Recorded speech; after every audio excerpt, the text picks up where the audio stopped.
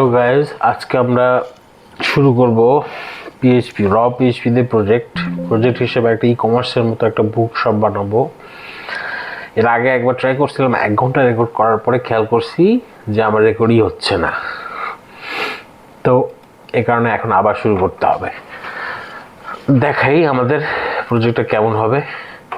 এই তো প্রজেক্টটা মোটামুটি এরকম হবে। এখানে অনেকগুলো বই থাকবে, তারপর অ্যাড টু কাট করলে তারপর আমরা কার্ডে যাবো। এই তো এগুলাই। তো আস্তে ধীরে শুরু করি।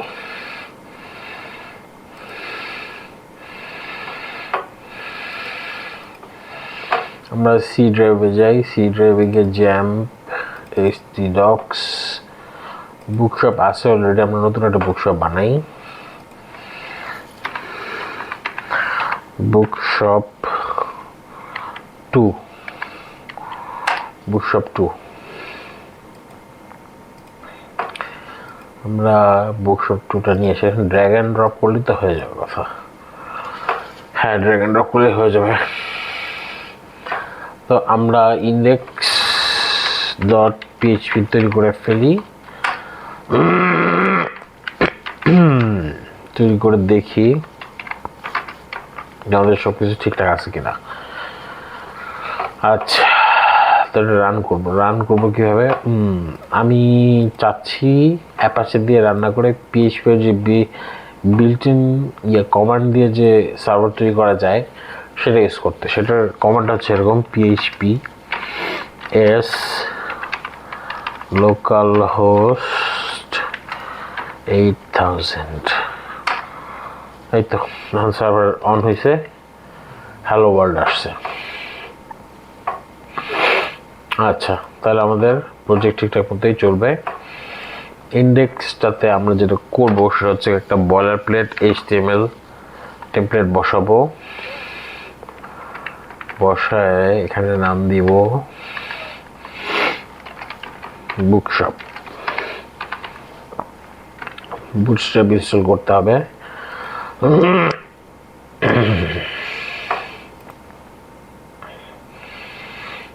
আচ্ছা, বুটস্ট্র্যাপ ইনস্টল করার জন্য getbootstrap.com, ওখানে নিচে নেমে এই যে সিরিয়াল। আমরা আপাতত সিরিয়াল দিয়ে করবো, তবে প্রোডাকশনে সিরিয়াল না ইউজ করাই ভালো। তবে এটা ডেমো পারপাসের জন্য আমরা সিডিএন ইউজ করতেছি। আচ্ছা, জাভাস্ক্রিপ্ট নিলাম। জাভাস্ক্রিপ্ট নিয়ে একদম বডির লাস্টের দিকে দিতে হয় জাভাস্ক্রিপ্ট। কারণটা হচ্ছে কি, যদি আমরা আগে ইউজ করি তাহলে দেখা যাবে যে HTML রেন্ডার করার আগেই আমাদের জাভাস্ক্রিপ্ট ফায়ার করবে। সো ওইসবের মধ্যে নাই। আচ্ছা, এখানে আমরা হ্যালো ওয়ার্ল্ড লিখে দেখি বুটস্ট্র্যাপ ইনস্টল হয়েছে কিনা। হ্যালো ওয়ার্ল্ড কোথায়? এটা হ্যালো ওয়ার্ল্ড রান হয়েছে। বুটস্ট্র্যাপের কীভাবে বুঝবো বুটস্ট্র্যাপ আসছে? ইয়াটা ফন্টটা একটু চেঞ্জড হয়েছে। এটা বোধহয় রোবটই। বুটস্ট্র্যাপ খুব সম্ভবত রোবট ইউজ করে। আচ্ছা, যাই হোক,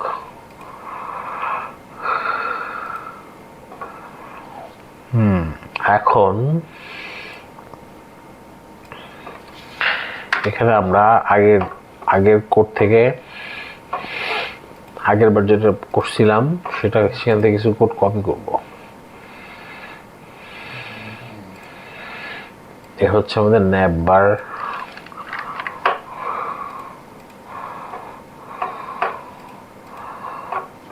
এখানে পেস্ট করে দেবো। এগুলো গিটহাবে থাকবে এবং হচ্ছে গিয়ে গেট বুটস্ট্র্যাপ থেকে যে কোনো একটা ন্যাববার নিয়ে নিলেই হবে। এই যে বুটস্ট্র্যাপ, এখানে সার্চ দিলেই হবে ন্যাববার।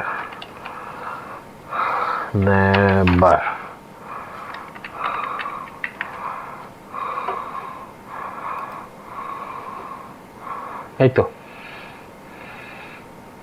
এই যেগুলো হচ্ছে কি ন্যাববার। আমি কোনটা জন্য নিছি, আমারটা বোধহয় এখানে নাই। না আছে।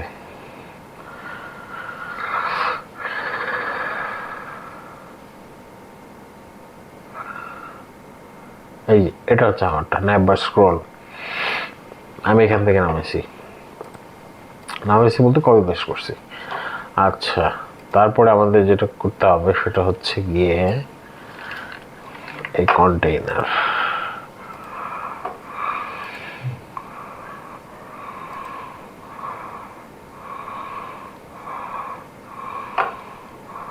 ম্যাপবাটা কলাপস করে দিয়ে এখানে আবার কন্টেইনারটা বসাই দিই।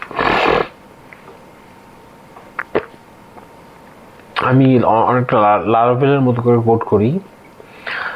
তো এখানে অ্যাসেট নামে একটা ফাংশন লাগবে আমাদের, সেই কারণে এটা হচ্ছে একটু ঝামেলা করতেছে। তো আমরা হেল্পার ফাংশনস রাখবো ইউটিলস নামে একটা ফোল্ডারে, তার মধ্যে আমরা helpers.php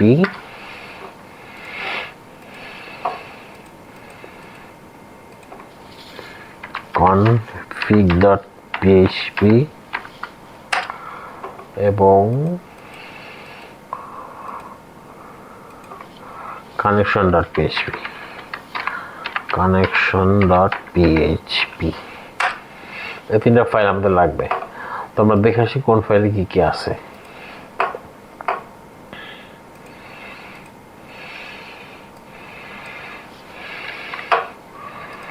এখন জাস্ট কপি পেস্ট করা ছাড়া আর কিছু করার নেই। নতুন করে করতে গেলে সময় বাড়বে, সময় লাগবে।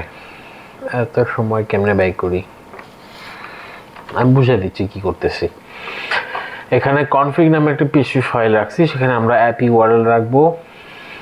অ্যাপ ইউআরএলটা যদি আমরা না দিই তাহলে আমাদের যে অ্যাসেট ফাংশন, তারপর হেল্পার্সের কিছু কিছু ফাংশন কাজ করবে না।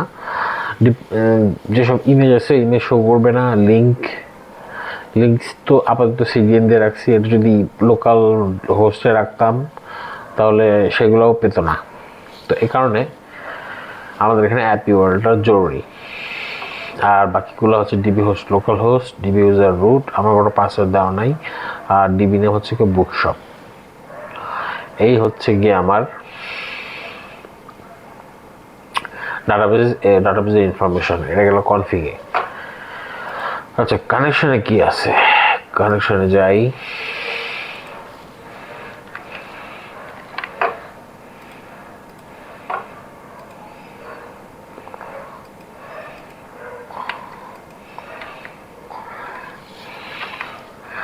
কানেকশন আমরা যে কানেক্ট করছি। আচ্ছা, তো প্রথমে আমাদের এই যে কনফিগটা বানাইলাম, সেই কনফিগটা আমরা একটা ভ্যারিয়েবলের মধ্যে রাখবো, সেটার নাম দিলাম আমরা কনফিগ। এবং রিকোয়ার করলে এখানে যেহেতু আমি রিটার্ন করছি কনফিগ, রিটার্ন করছি একটা অ্যারে, সেই অ্যারে এক্সকিউজ মি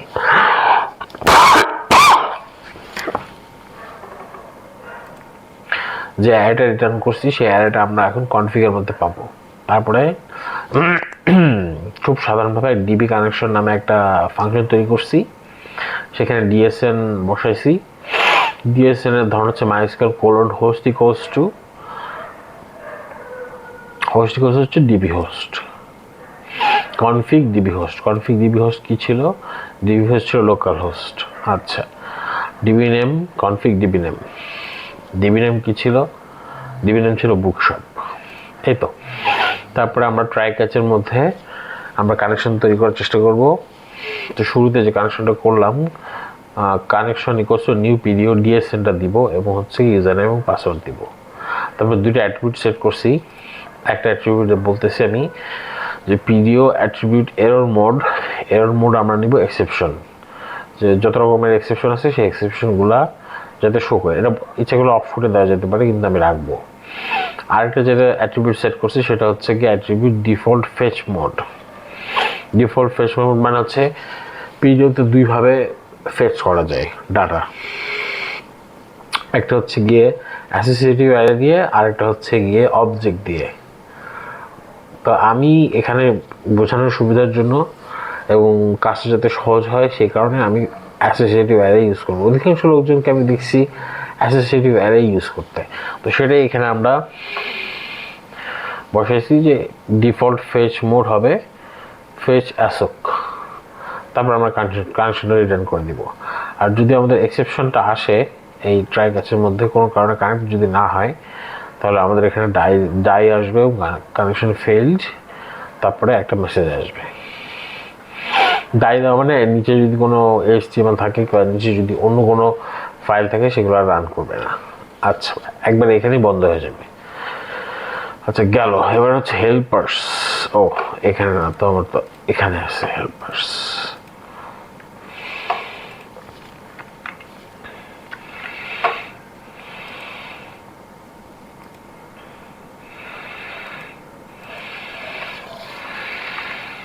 আচ্ছা হেল্পার্সে আপাতত আমাদের জাস্ট এই অ্যাসেট ফাংশনটা আছে, যেখানে আমরা পাথ দেব। পাথ দিলে পাথ না পাথ পাথ যেখানে আমরা পাথ দিলে যেখানে যেখানে আমরা পাথ দিলে হচ্ছে গিয়ে অ্যাপের ইউআরএলটা নিবে, তার সাথে একটা স্ল্যাশ কনক্যাট করবে এবং লেফট ট্রিম, লেফট সাইডে যদি কোনো ব্যাকস্ল্যাশ থাকে সেটাকে ট্রিম করে পাথটা এখানে বসায় দিবে। বসায় দিয়ে সবার লাস্টে, সবার লাস্টে এটা তো ট্রিম করতেছে, যে এই স্ল্যাশ যদি থাকে শুরুতে তাহলে সেই স্ল্যাশটা ট্রিম করে ফালাই দেবে। এই তো। এরপর হচ্ছে কি ইন্ডেক্স।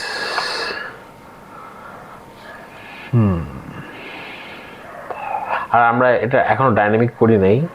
আচ্ছা দেখি আমরা রান করে দেখি কি অবস্থা। বিসমিল্লাহ।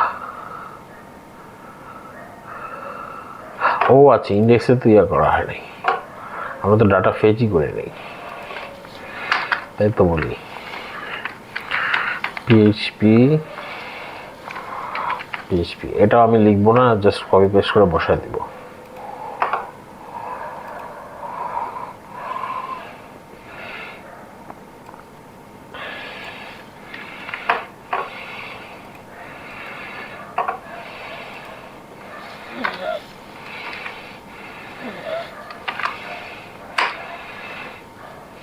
আচ্ছা এখন কাজ করার কথা। বিসমিল্লাহ। ইমেজ অ্যাসেটের জন্য পাচ্ছে না। আচ্ছা আমি ঠিক করতেছি।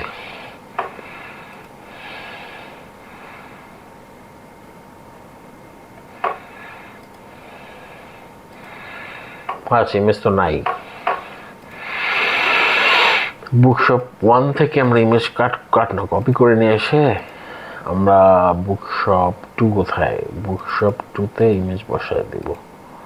হ্যাঁ এবার সমস্যা করার কথা না। হ্যাঁ এবার আসছে। তো এতটুকুই। তো আজকের মতো এতটুকুই। নেক্সট দিন আমরা কার্ড পেজটা দেখবো, যে কার্ড পেজটা কীভাবে তৈরি করা যায়। তারপরে হচ্ছে গিয়ে সার্চ করতে পারবো আমরা বইগুলা, লগ ইন রেজিস্ট্রেশন করতে পারবো, কমেন্ট করার ব্যবস্থা থাকবে। এই তো, আশা করি মজার একটা টিউটোরিয়াল বানাতে পারবো। তো আজকের মতো এখানেই। আমার ভিডিও টিউটোরিয়ালগুলো যদি ভালো লাগে থাকে লাইক দিবেন, বেল আইকনে ক্লিক করবেন, শেয়ার দিবেন, আর কোনো কিছু না বুঝতে পারলে একটা কমেন্ট রেখে যাবেন। আমি সব কমেন্টে আমি পড়ি। আচ্ছা ধন্যবাদ সবাইকে। আজকের মতো এখানেই শেষ।